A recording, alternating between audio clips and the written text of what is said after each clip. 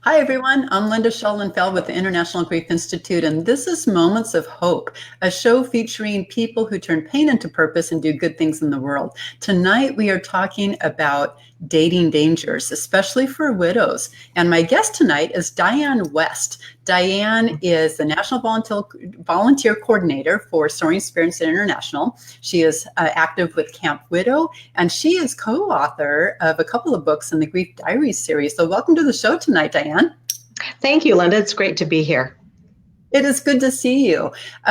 You are out and about. You're doing a lot of things out in the world. And so I'm honored that you have time to join me tonight because we're talking about a very important topic, something that you have lived. And we're going to share details of that. But first, I want to share with viewers that we are having a windstorm here. And so we're going to cross our fingers that our power stays on and we can give you a full show tonight. If you have comments or questions for Dianne, feel free to post them in the thread, and we'll get to as many as we can. And so, with all of that aside, Dianne, you were married for a very long time to your high school sweetheart, Vern, and he died in 2010 of myeloma. Mm-hmm. Yes. And so, how long were you married? We were married 41 years. Wow. Yeah, long time. And yeah, you've got married. Yeah, we have one son, an unmarried 42-year-old son. Okay. And, okay. Yeah, he who has moved in with me more recently. He's moved in with me, so it was kind of nice to have somebody back in the house again. Yeah. And so you've written about your story in the Grief Diaries book series, and you have been authentic and candid and heartfelt about your journey through losing Vern to cancer and what that was like, right down to the weight loss, watching him decline and knowing that at some point they've done all they can to save him, and then returning home alone with Vern having passed. What was that like? That's probably one of the hardest things I've done. I think the hardest thing was being his caregiver for 4.5 years. He went through an awful lot, and that was one of those things where I felt like I was living my wedding vows. I saw him through in sickness and in health, and it was a gift that I'm grateful I was able to give to him. Being alone, it was the first time in my entire life I was ever alone. I went right from being in high school to being married. So I never spent any time alone at all. And so it was a scary time. I didn't know how to be just Dianne. I had been Dianne and Vern. We were a package deal. So it was not my best time during those first couple of years. A lot of trials and errors. Some things from the outside, I looked like I was doing quite well, but I was keeping a lot of secrets at home of how I was truly living, and I'm just very grateful that I was able to come out of that. Yeah, I think about the transition that widows face, and it's things that we don't think about. Things like you returning home to the marital bed that's now one of you sleeping in it, not two of you, and the adjustment of that to things like taking care of things around the house that your spouse would have done, and changing the oil in the car, doing the furnace filter, things like that typically the man of the house takes care of, and suddenly that's all on your shoulders. And you also have loss of an income usually. And, so it's more losses than just loss of a spouse. How long do you feel it took you to find your footing? Because not just were you grieving the loss of your beloved, of Vern, your husband of 41 years, but it was that transition, grieving the transition to a life without him. How long do you think it took to find your footing? Well, I think it's different for everyone. And as I said, I was really living two different lives. I went back to work immediately. I immersed myself in the job. I acted like the old Dianne when I was there. I kept my tears to myself. If I was feeling that, I closed my office door and dealt with it. And put on makeup and came back out, acting like everything was fine. But at home, it was, when I got home from work on Thursday evening at 7 o'clock, I put on my pajamas.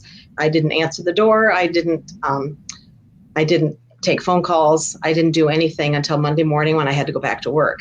I wouldn't recommend that to others, but for me, that it worked. It worked because eventually I was able to come together and figure out that that wasn't the life that it was not honoring the years I had with my husband. That if I couldn't get a handle on this, it would reflect on him, and I wasn't willing to let that happen. So I made a conscious effort that I had to get back out into the world and start doing some things. And so I signed up for the Broadway series of the new theater that came into Las Vegas, and I forced myself out the door. I went to Brave Girl Camp. I went to Camp Widow and met people there. I got involved in Widow Village, and I just started doing some other things for other people that also then helped me to kind of come back out of that space, that negative space that I had been in. Sure, sure. It takes a lot of courage. It's almost a rebuilding of self, discovering who you are on your own, right? Not just right. part of a pair. Yes. But yes. I didn't think I had any value on my own. I truly went through that period of just thinking no one was going to care about just Dianne. I had to finally start caring about me, myself, in order to understand that that was the most important thing. Yes. Yeah. Oh my goodness. What a lesson. And so you, again, spent 41 years married to Vern, and then you're going through a transition of rebuilding of self and what it means to be Dianne. Mm-hmm. At what point did you feel you were ready to maybe dip your toe into the dating pool? It took 7.5 years before I felt that. It was earlier this year. It shocked me. I thought I stood on the soapbox for all of the widowed people I know who say, I will never, ever date. I will never re-partner. I truly believed that. I didn't feel that. Oh, I've got Dianne frozen. We'll give it a second here and see if there was. Oh, there you are. No, we're frozen again. We're going to give her a minute to see if she comes in.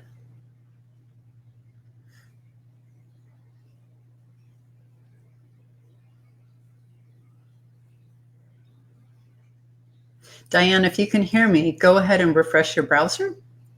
We'll see if that works. Viewers, if you don't mind hanging in there with me. Technology. It's a blessing, but it can be temperamental.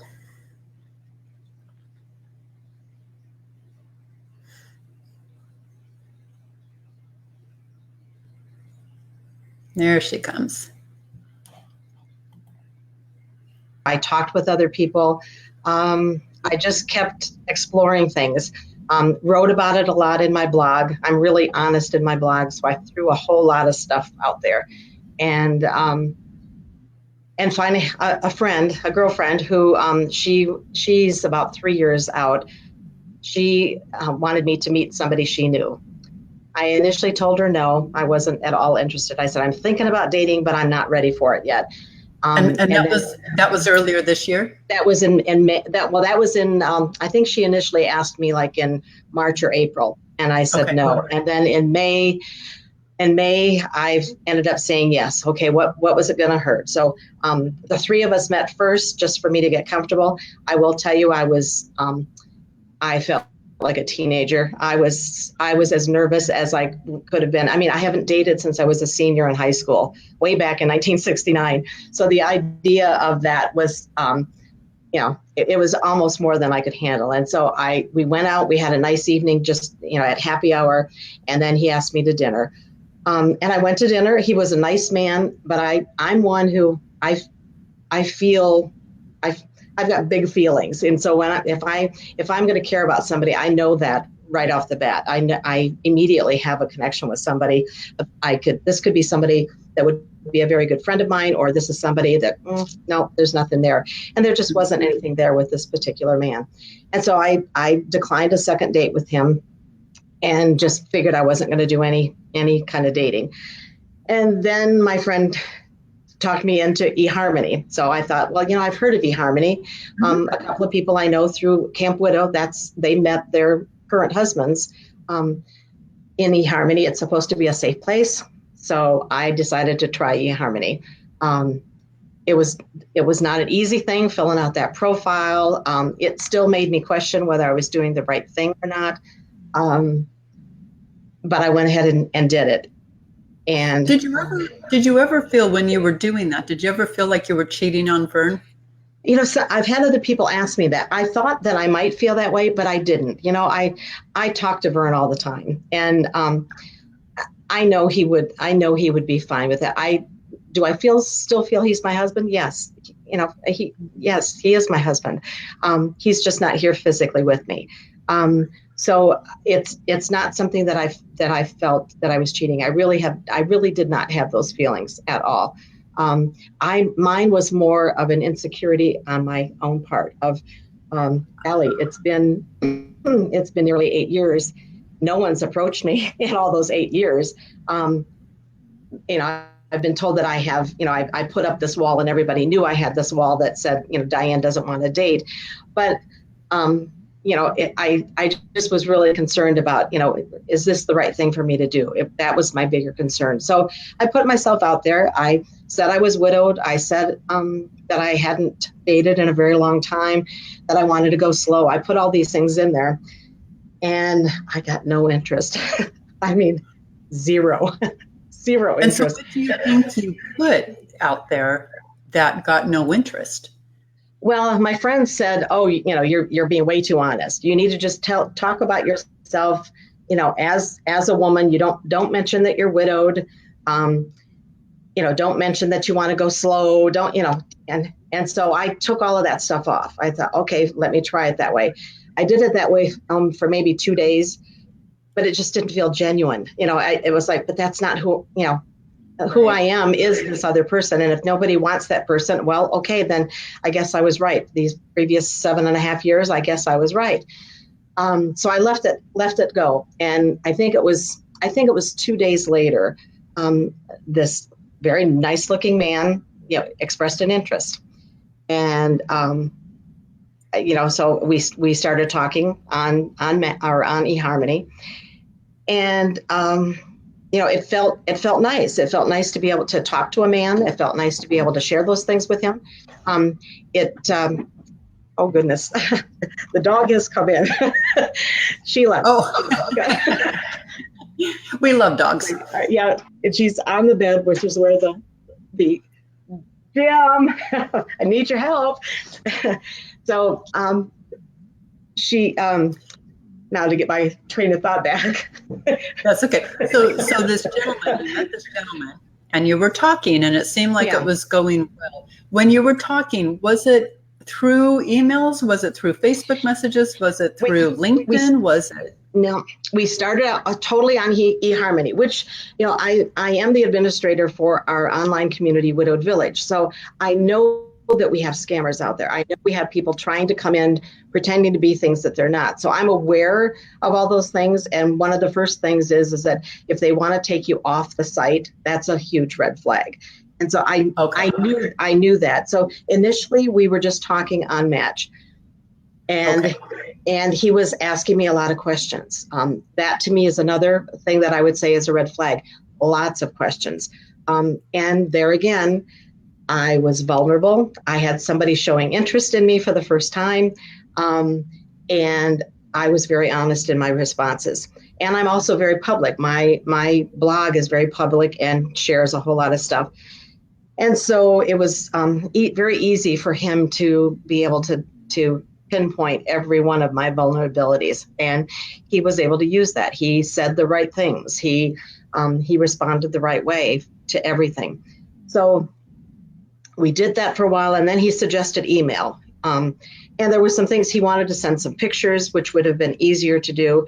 And they weren't any of those bad pictures, which I've heard sometimes that does happen where sometimes men will send, very intimate pictures.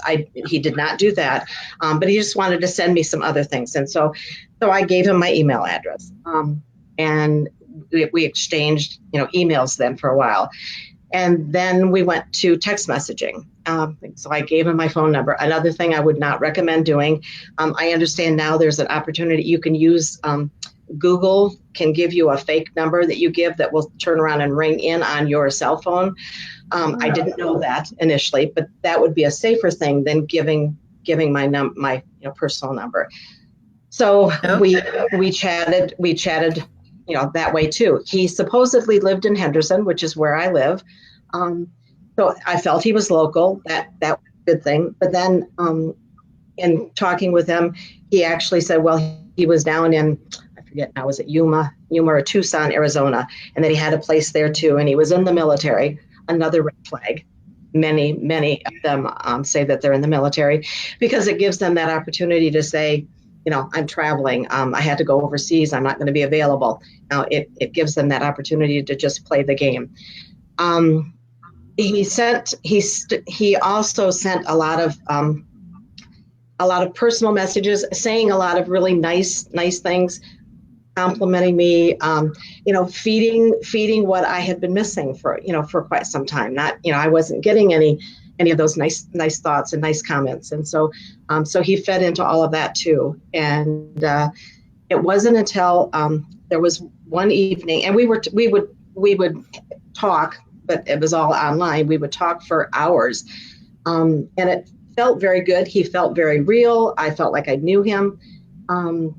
And then he sent me an email that didn't.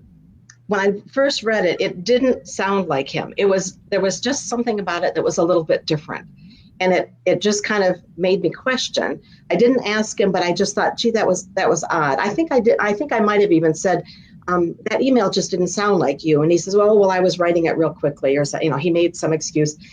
And I just bought into it. And I went to bed that night. And I couldn't get that out of my mind. Now,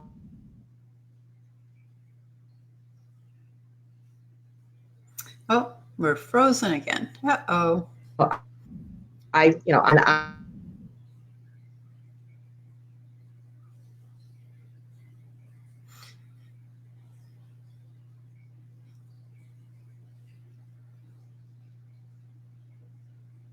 Viewers, Diana's frozen on my end. I'm not quite sure what you're seeing on your end, but if you can hang tight with us once again, we'll see if we can get Diane plugged back in.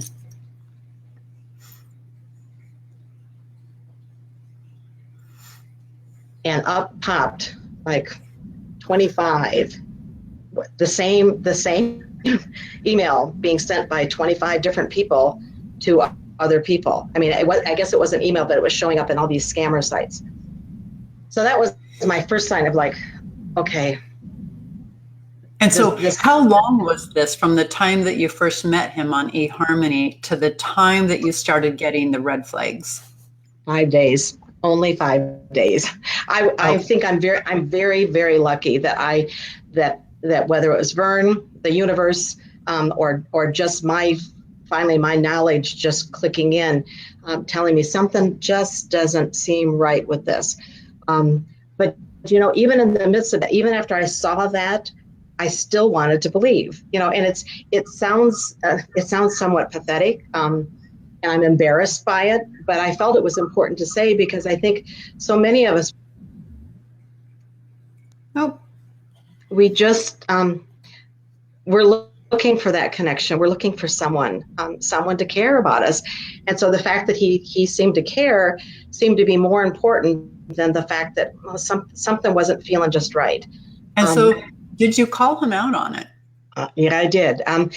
Not initially, not immediately. I kept digging. I stayed up most of that night digging for things. I kept trying to find his pictures.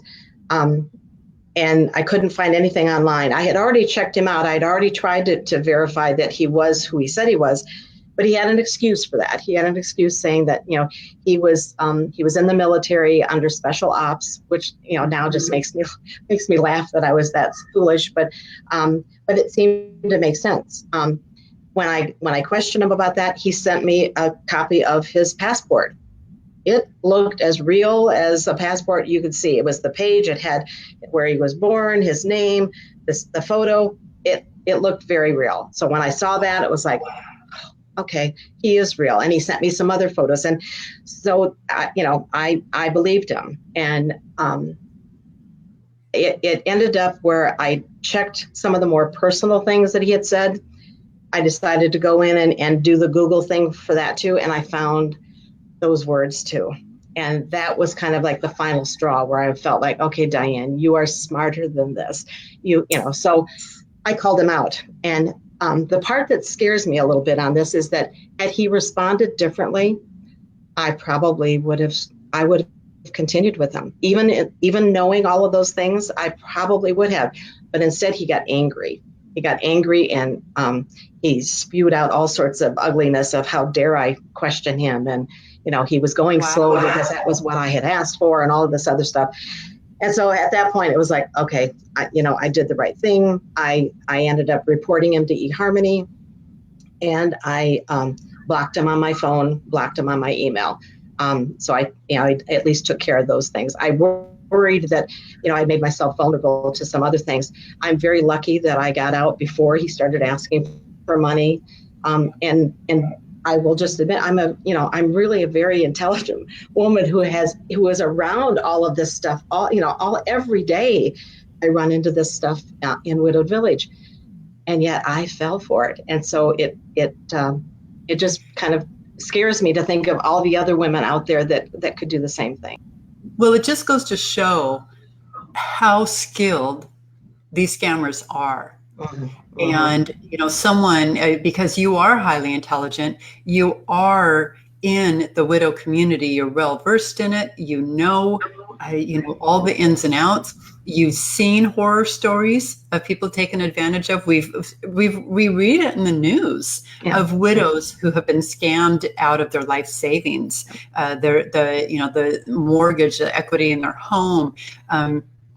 And yet it happens because these scammers are so skilled. I mean, it is what they do. What's really interesting was I've got some information here from the FBI about, let me find my notes here, that according to the FBI, they report that romance fraud is now among the top 3 internet crimes, and it's growing.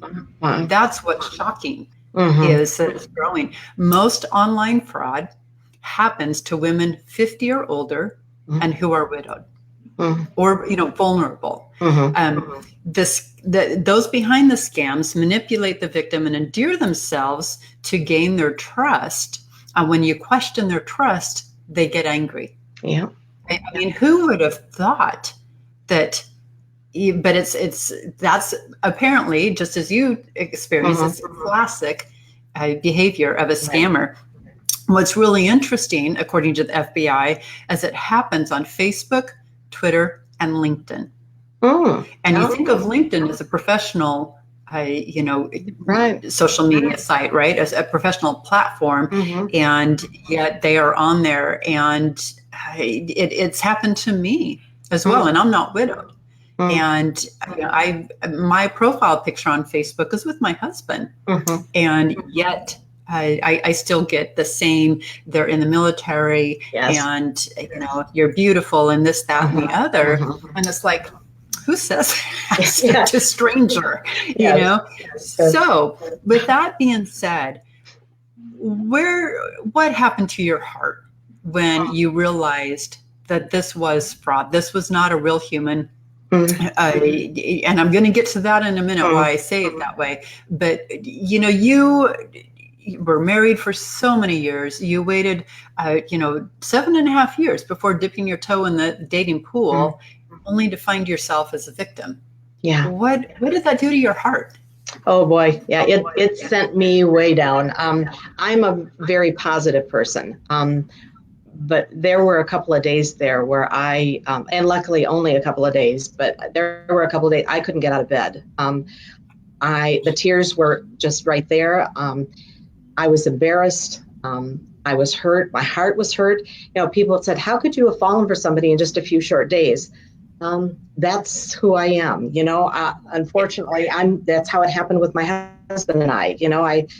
For my husband and I. He wasn't my high school sweetheart. He had been one of my teachers, but we met at a party after I graduated, and it was just a very fast, from first date to marriage was 11 weeks. And so I have a history of that, of being a positive thing. So for me, when my heart was there, it was not that wasn't surprising to me as much as it was to so many other people. And I just, I was depressed. My son was very worried about me. He didn't really know what to do or how to help me. But after I came out of it, he made that comment that, he made a couple of comments. Number one, he asked to read the stuff that this guy had sent me.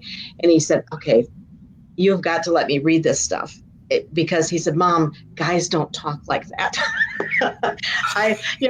With all the flower, all the really lovely things that he was saying, he says, "Really, Mom, I could have told you this guy was not real."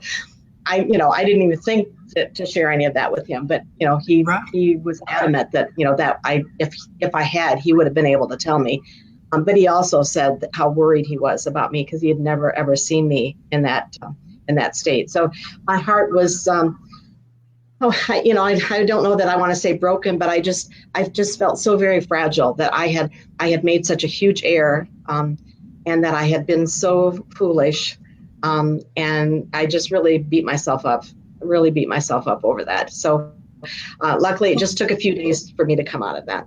Yeah, I appreciate you sharing that, because I think that that's one of the things that victims experience, and why they don't come forward is because they feel embarrassed. Yeah. And, you shouldn't feel embarrassed. You were the victim of a professional scammer. Yeah. Yeah. You're not alone. I know. I know that after writing my blog post, I've had several people I know who have approached me privately and have shared with me they too were victims, and some of them did lose money. Some of them got to that point where they were impacted financially. So I think they were the ones. Yes. Yeah. And so, I applaud you for sharing your story, because it takes a lot of courage to share, the vulnerability that we feel when we're thinking that we're ready to maybe, life holds a possibility of romance after loss of a spouse.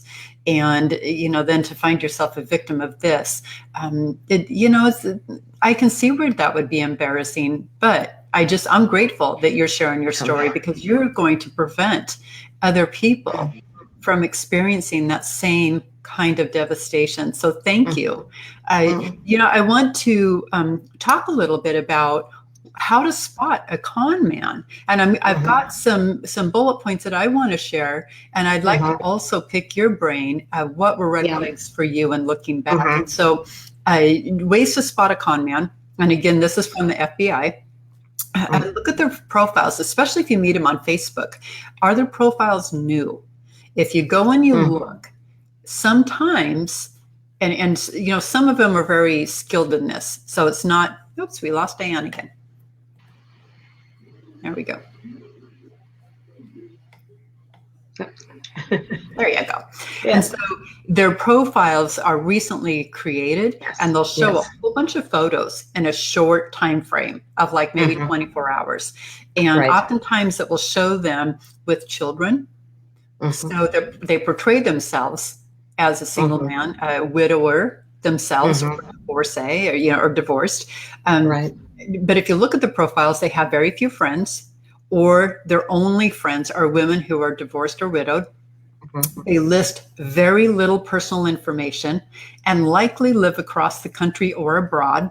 They often describe themselves as a good man, or they're honest, or they love God. they also use endearing names so they don't mistake one victim for another. I thought that was really interesting. Yes. Because as much as we want to think, we were their sole interest, as scammers, they're victimizing multiple people Right. in the same, hour. And Yeah. so moving on for the FBI, their profile of the imposters, the imposter will immediately ask for an email address or phone number. Did that happen to you where he immediately asked for it, or because of eHarmony, he... It went for a little while, but I think it was within within a day or so that yes, then Okay. he asked for the phone number and email. Yeah. Okay. So pretty quickly. What the FBI says about that is they need an alternative way to stay in touch, because as soon as the dating site identifies them as a fraud, their profiles are removed. Right. And so if they still have victims in the works, they want to have an alternate way to continue grooming that victim. And they also use the same pickup lines. You're gorgeous. I love you. Things that women like to hear, whether you're vulnerable or not. Who doesn't want to hear that? Right. So, even us married women, it still feels good, even if we're not. I'm happily married over 25 years to my dearly beloved, but still something about those magic words. You're pretty. You're good looking, or you have a pretty smile, or what have you. There's still something instinctive in women that think, oh, that sounds, that feels good. It feels good to anybody. So the imposters also often say that they're a dedicated family man, yet they often have no children or siblings, at least in their story, right? So, okay, and here's what the FBI wants you to know, is that these are actually, and this is what was so shocking to me, and hearing your story, Dianne, I can see now a lot of the correlations, but what the FBI wants you to know is that these are well-run criminal enterprises. They are businesses. Right. And they communicate with several people posing as one. And so that's like your one email that didn't sound like your original. It probably wasn't, according to the FBI. And the organization, the two top organizations that they operate out of is North Korea and Liberia. So interesting. And they also they use large call centers, because again, this is an organization, this is a business. And so, they're very sophisticated in how they're doing this. And so I think that it's really important to pass along those details, because unless you experience it and then you have hindsight, how would you know these things? Right. Well, and even when you are aware of those, it's just, that's the part that's shocking to me, because I knew that they're part of, it's an organization. I have this picture of this large warehouse with lots of phones and computers set up, and all of these, the ones that I've seen in Widow Village, a lot have come from Nigeria. So I just picture them in this large warehouse, and they all have access to all of these emails that they can pick and choose. Okay, I'm going to copy and paste this one in, and that it's quite an enterprise. And yet, when it became personal, somehow they got through the intelligent part of me that knows that, and got into my heart. I can't explain it, but they're very, they probably have psychologists and people helping them to know what to do and how to say, and the questions to ask, because they're very good. They're very good at it. Right. And as well-run enterprises, they're making billions of dollars. From it. So it's a high profit margin. And so, you're right in that they do have people who are telling them, here's what to say, here's how to groom someone, and, tell them that you're, in the Army or the, whatever, special ops. Everyone loves a hero, right? Yes. How dare we question a hero? And yet they all seem to be special ops, and the poor special ops that are really authentic out there, serving our country in that way, putting their own life on the line. How terrible that criminals are, impostering themselves like that. Well, and to they're keep snatching those photos too. The photos that they use are not, photos of any of them. They are photos that I finally, after spending hours, I finally found the photos that my person had used, and they were stolen really. off of an actor's site, an actor from the UK. And and the only reason I found that was I found another site that I went to. It's called mailscammers.com, where you can look up and see. And I found some of the words that he had used, someone else had reported, completely different name that he used, a completely different profile picture, but it was the same words. And so then I kept searching, found someone else who had a picture that was the same. So I dug in and found it. And so as soon as I saw that, that was kind of like the final thing where I finally believed, okay, yeah, this was totally a scam, because there were the pictures and it was this, this actor. And Yeah. they steal the photos of the military men too. They'll pull those. I mean, I didn't know that military didn't need to have a regular passport. So the passport that he sent me, if I'd known that, I could have questioned it. They have their special military passports. They don't look like our passports. I didn't know that. So, And I didn't either. I mean, why would we know that? yeah. Unless we were in the military. Mm-hmm. And so when you reported him to eHarmony, what came from that? Well, they don't give you a whole lot. I reported it, and then the next day I got an email saying that that someone I had been interacting with had been reported. They didn't even acknowledge that it was me, and that they had been removed, and that if I had been communicating with him offline, they recommended that I cease doing that. And that was as much as I got, from them. Okay. I left eHarmony at that point. I just thought this was just not a good thing. So I paid ahead of time, so they won't let you just leave. So they keep you in there, but you can stop receiving the emails, you can start receiving the matches. I removed the app from my phone, and I thought, okay, I'm done. If I'm supposed to meet somebody, I will meet them through a friend or just organically during my activities. That was how I felt for about I guess it was maybe a week. And then my friend said, why don't you try Match? And after all of that, yes, I did. Well, I want to go back to the red flags. What do Okay. you want viewers to know? Yeah, well, I wrote myself a note on that. Not wanting to talk on the phone. That's another red flag. My fellow, his name was Jeff. He had every excuse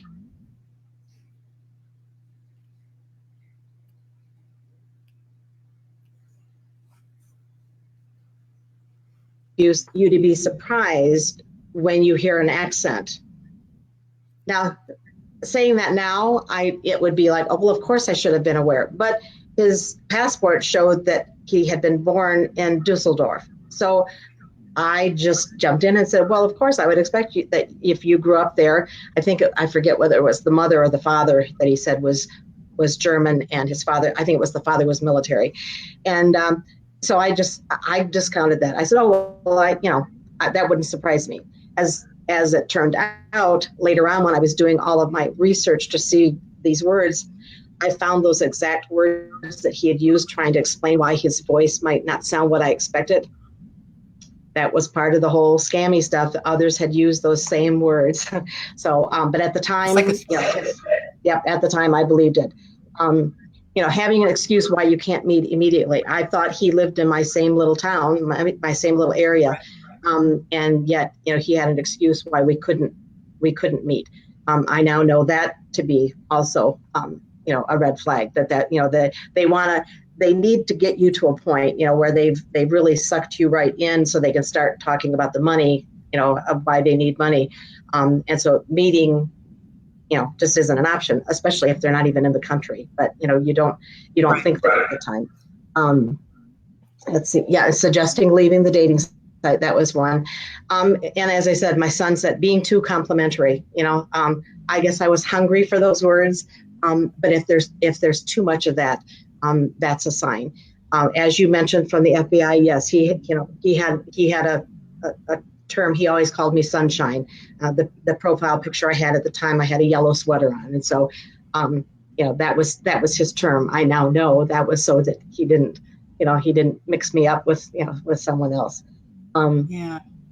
the thing I found also was that some of the things he said didn't always match what he had put in his profile on eHarmony. So there'd be just little things that weren't quite right, And if I questioned that, he would come up with a response that seemed plausible to me.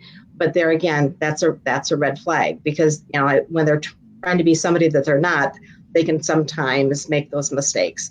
Yep. Pet name, not finding any social media accounts. I found nothing on him. And I pay for a service that I use for Widowed Village intake, and I couldn't find him on that either. Well, now I know why, but his excuse was because he's special ops, he has to maintain no social profile at all. I'm not military. I don't have any military in my family. That made sense to me. So I bought into that.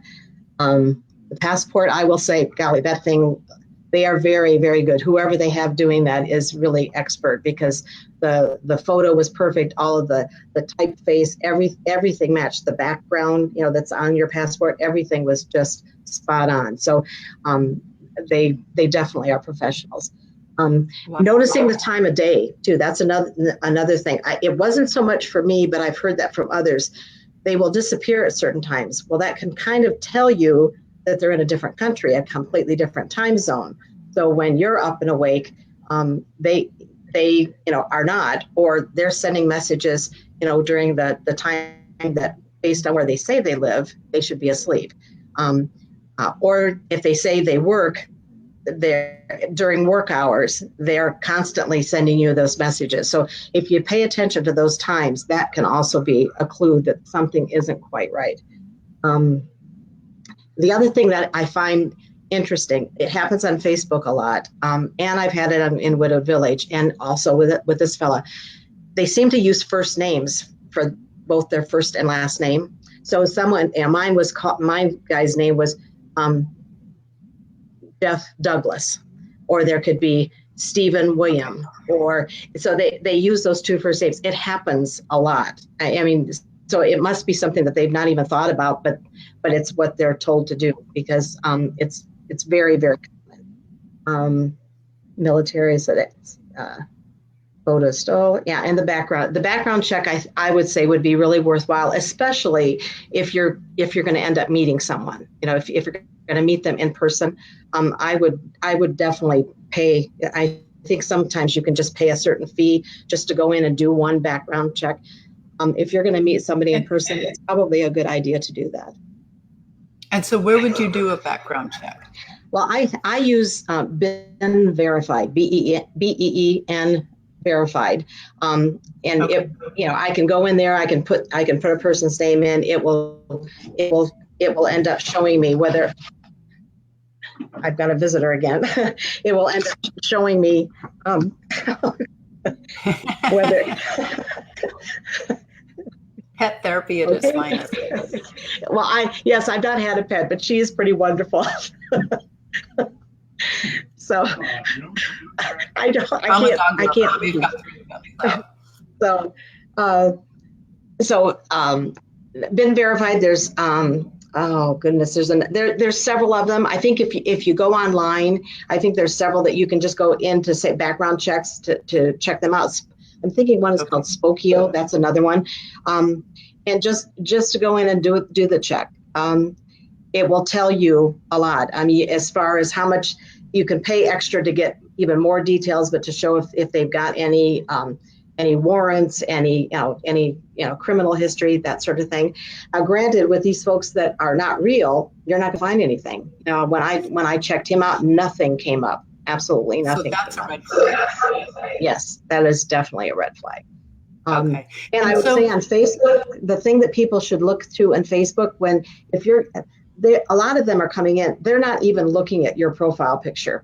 I rarely have my picture as my profile, and yet I'll get these messages, saying something lovely about me, and yet all I've got up there is a quotation or a photo of a sunset or something. So they're not really looking at me. They're just blasting these out, just hoping to be able to get somebody to respond. But if you look at that too, quite often you'll see if they haven't blocked their friends, you'll look and you'll see a whole bunch of well, in my case, a lot of them Nigerians. You'll see all of these young male Nigerians as their friends. And here, this person is supposedly lieutenant colonel in the army. Okay, Right. it doesn't make sense. And another thing I have recommended to so many people: don't accept a friend request from someone that you don't know just because one of your friends has already accepted them. They may not be checking things out. They may have done the same thing. Oh, well, Susie's their friend, so of course I'll accept them. But Susie didn't check. And so that's how they continue to get more and more people. And they're wanting access to all your friends, because then they can say, oh, well, I'm a friend of Diane's. So yeah, all these other people are going to go ahead and approve me too. And that gives me that much more of an outreach. So just be very cautious of accepting any kind of friend request from men you don't know. Well, and so with everything that you've been through, with, dipping your toe into the dating pool and having learned the hard way about just how, successful these scammers are, it didn't turn you off from trying again. So where are you today? Yeah, shocked. I'm totally shocked, because I would not have guessed that I would have tried again. And especially the date that I chose to join Match. It was, again, one of those things that just felt like it was a message from Vern. It was on the anniversary of his death, which is usually a really, really hard day for me. And I was trying to decide what to do that day, how to honor the day, how to spend it. And I just, this thought popped into my head: join Match. And I actually was having a conversation with Vern. I've got this big picture over the fireplace. And I just said, are you kidding me? I don't think I can I just don't think I can do this again. I'm smart enough that I probably won't get scammed again. But if nobody likes me there again, I'm hurt. It's not doing anything good for my ego. So I kind of played around with it for the day, and just, kept kind of chatting with him. And I ended up just feeling like, okay, something is telling me I'm supposed to join Match. So I joined Match. And I was in it for maybe a week or so, had a little bit of interest, nothing that clicked, nothing that worked. And again, I was feeling that vulnerability of, Allie, all my other friends that are on dating sites are getting constant. People are just constantly,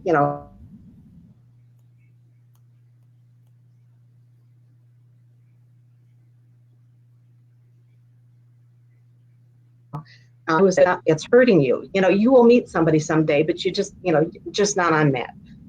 So I took his advice and I went in and I got rid of it. I said, no more emails, no more, none of that. And the next morning I wake up and there's in my inbox, there are 2 messages, and it says this person likes you and this person sent you a message. And I thought, oh, okay, why? I'm not supposed to be getting any messages. Why am I getting this? But there again, that little voice said, what have you got to lose? Go ahead and open it up. So I opened it up and looked at his profile, and it was a picture of him holding this little puppy that was just adorable. And the second picture was him standing by his Harley motorcycle. I went, well, okay, he looks kind of interesting. And he was living in Pahrump, which is about an hour away from Las Vegas. It's over the mountain. Okay. And so I responded to his message where he apparently I had liked him. I guess in Match, when you get these people that they say are your matches, you have to either say you like them or you send them away. And so I had apparently liked him. So because I did that, that's why he was responding to me. And so I responded and said, I tried to get out of Match yesterday. I don't know that I even want to be doing this anymore. I haven't dated in 49 years, since I was a senior in high school. I don't know the protocols. I don't know any of this stuff. And so, it was a really negative, kind of a response. And his response back to me was, well, I haven't dated in 51 years. And I thought, oh, okay, well, I wasn't expecting that. So that sounded interesting. So, and he said, I don't know the rules either. I just like to end up meeting somebody that I could have some adventures with, and we'd have a good friendship. And so we just started talking, and we talked for hours online in Match. He then did ask for my phone number, which I initially was concerned about because I thought, okay, that's a red flag. But I'd felt comfortable enough in the things that he was saying that I thought, well, let me give it a try. I'll just be real cautious. And the first words out of his mouth were, and he sounded like a regular guy. First words were, I've got some questions for you. And I went, oh, there we go. There's those questions again. But they were simple, like, do you have cats? Because I said no, and that was a good thing because he's allergic to them. Do you like to fish? I said, I've never fished, but I'm willing to learn. Do you like to camp? I said, never camped. Don't think I like, so I didn't respond well to the questions, but apparently it was enough that we just kept talking. And he FaceTimed me, and there he was. That picture, that FaceTime was the person who was on the profile. And so it felt safe. And so it has now been 2 months tomorrow that we've been seeing one another, and I'm spending a lot of time in Pahrump. It feels very nice to have somebody that I care about, who cares about me. I love his puppy Sheila, and so it's been a little bit hard to kind of reconcile my life of what I created during those 7.5, 8 years of trying to fill my life with all sorts of stuff so that I wouldn't be lonely. I do a tremendous amount of volunteering, and trying to integrate a new person, especially a person who lives an hour away, into that life has been a little bit difficult, a little bit hard, but it's worth it. It's definitely worth it. Well, I'm happy for you. First off, that this time he answered the questions all the right way. Yes. Yes. I've not dated either, and best of luck to you. And I'm so glad that you joined us tonight to share your story. And I just want to close with this, that I'm not a widow, I'm a bereaved mother, but I've heard from widows and widowers alike that when they do find someone else, if they choose to, and open their hearts and find someone else, they don't replace their spouse that died. They discover that they can love someone else differently. Right. And so your heart can hold more than one love. Just like those of us that have more than one child, you can love each of them differently. Right. And yet it's a love that you can't, quantify. So same with the spouse. So, good for you. I'm really grateful that you shared your story with us, and best of luck to you and in this new adventure. And all the wonderful times ahead, the memories that are in the making. So how can our viewers contact you if they've got questions, if they want to learn more about Soaring Spirits International or Camp Widow or Widow Village? Where can they contact you? They can contact me at Dianne@soaringspirits.org, and it's DIANNE at soaringspirits, all one word, .org. Wonderful. Well, thank you so much for joining me tonight, Dianne. I really appreciate it. And for those of you that are on Facebook a lot, I will be co-hosting a Coping with the Holiday show this Thursday with Jan Warner of Grief Speaks Out. So if you're struggling with